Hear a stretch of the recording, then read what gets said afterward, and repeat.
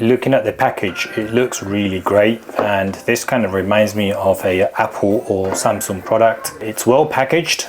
Straight up, you can see it has a Wi-Fi built in, 4-corner correction, as well as it's portable and it has multi-connection. So obviously we're going to test it out. This is super small from the packaging. You can see my hand compared to the package. You can imagine how the Q2 projector would be. So let's quickly unbox. Okay, so in here you have your manual instruction, so it's nicely packaged. So underneath the user guide, so we do have the projector itself, so we're going to take a look at it in a bit. And then straight down here, this is your power cable. It's nicely labeled. You can see the power cable, and it has a simple charger. So I'm glad to see that this has a UK plug. Furthermore, inside the box you do get the remote controller, and you do get an additional cable. So you do have a simple remote controller right here, and if you want to use it on the go, you can charge it through your laptop or any other type of wall socket. This is a nice touch. You can see that it has an additional cable. And then finally you get a micro HDMI cable for your projector, as well as a standard HDMI cable. Finally, let's take a look at the projector itself. It feels nice weight, quite decent, good touch. You can see that it's quite small compared to the iPhone, and look at it. I'm glad to see that it has a lens protection there. Okay, so, and this is a touch screen, so let's just quickly take the wrapper off. That feels good. And it has the volume up, down, and you can navigate through. There's a touch pad. At the back, you do get your normal headphone jack. You have your USB Type A and the power socket.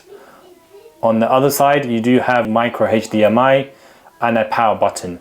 At the front, you get the logo, the lens, and then on this side, you do get your focus dial where you can just tune it in to your liking. And then at the bottom, it does not come with a tripod mount socket, but you do get this standard adjustment where you can actually adjust it to your liking. So you can put it like that, you can put it in an angle, so it's totally up to you how you want it. You can change it, the rotation as well. The rotation does change, so you can see that the rotation changes as you want it. And then also, if you want to make it straight, you can make it straight and lift it up as much as possible. This has its own battery as well, built-in battery, so that's another option if you do want to use it, but I wouldn't rely on the battery because it will only last you an hour. The good thing I'm looking forward to this is that it has a Android built-in, so we're going to test that and we're going to see how that withstands in our test. First impression, it's looking really good. Nice material. It reminds me of X-Jimmy, the material itself, especially the grills that I do see these ones. It feels really nice, and the touchpad here is really nice touch again. A lot of high-end projectors don't have these touchpad, so this is again really good touch to see that. This is a good feature. I've never seen this on any projector, this stand. It kind of eliminates the fact that the need of you having a tripod, or do you worry of having a book that you need to stack up against it. All you have to do is just angle it the way you want it, then it's good to go. But the only trouble is that obviously you need to be able to balance it to make sure that it's angling really nice and well. So you can see this is how small it gets when it's all collapsed. It's pretty tiny. You can put this in your backpack. You're not going to feel the weight. It's really nice and good to carry around. All you need is just this and the cable that you can put it in against your laptop. If you have a meeting or something that you need to present, then you can go ahead and do that. It's pretty good. Well, let's go ahead and test it out on a white wall. So 200 anti-lumen, it's looking decent so far. The image quality, it's quite bright, but obviously the text is not nice and clear to my liking. So what I'm going to do is just to see if I can tweak it and see if I can make it as more clear as possible. I think that's more better. Let's quickly go down and put the Wi-Fi on. So looking at the projection mode, you've got obviously the standard, if you're top, ceiling, mountain, front, rear, and then next setting we've got keystone correction. You've got the option where you can do it auto or manual, so we'll just leave it as auto. And then brightness, so currently it's set the maximum if I want to reduce it to 50% or even lower. So further down you've got digital zoom and you've got prevention of accident contact. So obviously you're going to leave that as it is. So let's go quickly and test the audio quality of this projector. Obviously the speakers are going to be super tiny.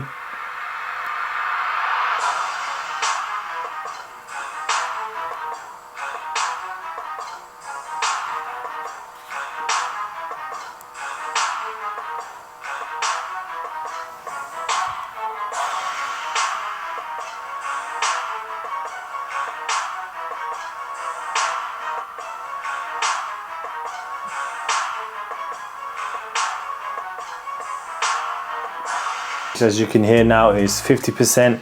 It's pretty low in my opinion. Usually 50%, then you have to consider the neighbors and etc.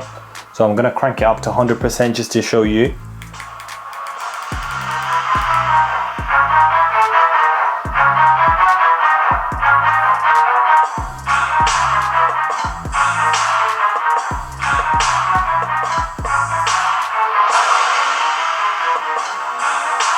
So straight away you can see the color and the quality of my own video. Obviously the skin color, I can see the color is still accurate, but for some reason I feel like it's a bit dark. It's not as bright as I would like to see. Just before we give you a final verdict of Q2 Mini, here is an example of a video from YouTube. Silhouettes of you are like a taunt. Never really know just what you want. With you I don't ever feel calm. I can feel the sweat inside my palms. Play with me like cats and a string. You don't understand the pain it brings. You don't ever wanna give me wings. You don't ever wanna set me free. You know I'm addicted to you, and it's twisted you've been getting. To wrap it up, the Wimius Q2 Mini is a decent additional tech to any travel enthusiast or a student with a budget in mind and size as a key factor. I'm not your dad, so you'll need to make your own decision.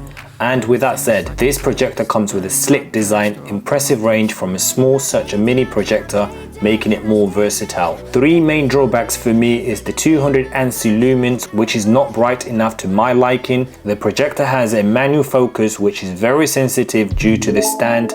As this is a fragile, the projector shakes each time I lean on the desk, thus allowing vibration to pass through to the stand. And finally, the old operating Android 7, it's super slow. This could be because I'm used to having Android 11, so my expectation is a little too high. Watch this video for mid-range portable projectors under $1,000 and I will see you there.